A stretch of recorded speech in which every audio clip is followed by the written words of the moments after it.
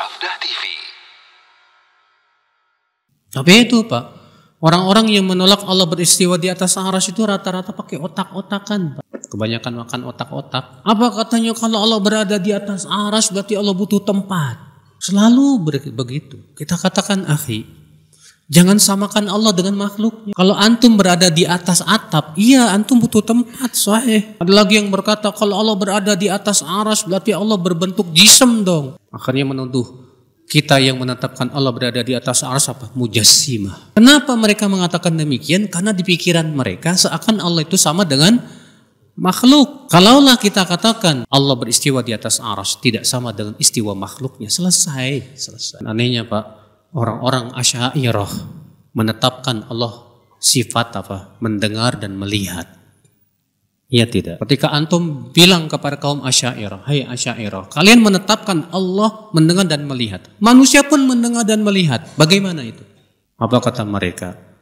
Allah mendengar dan melihat tidak sama dengan mendengar dan melihatnya makhluk.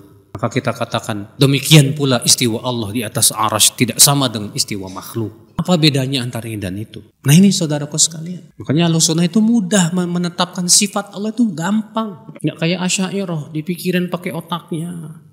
Mendengar hadis Allah turun ke langit dunia di otak pikirin. Wah namanya sepertiga malam terakhir kan ada terus. Di sini udah selesai, di sono masih sepertiga. Berarti gimana itu? Kita katakan ya akhi, antum ini otaknya nggak bisa ya memikirkan sifat Allah Subhanahu wa ta'ala. Mikirin makhluk saja yang gaib nggak bisa otak kita Pak. Coba di antara antum yang bisa membayangkan atau menggambarkan malaikat yang punya 600 sayap. Bisa? Pernah ngelihat sayap malaikat nggak? Siapa yang pernah lihat? Nggak pernah. Jangan jauh-jauh malaikat. Roh.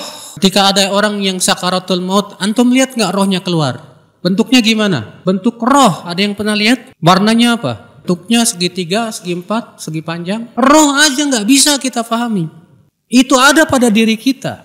Lalu bagaimana kita hendak membayangkan sifat Allah Subhanahu wa ta'ala yang maha gaib, lebih gaib dari semua yang gaib. Kewajiban kita dalam masalah sifat Allah itu cukup imani saja. Yakini bahwa sifat Allah tidak serupa dengan makhluknya. Allah punya tangan, dalam ayat disebutkan demikian. Bal yadahu mabsutatan. Justru dua tangan Allah terbuka. Udah imani saja Allah punya dua tangan. Nggak usah dipikir-pikir. Kalau antum pikirin pasti yang terbayang tangan antum. Ya nggak? Ya. Cukup imani.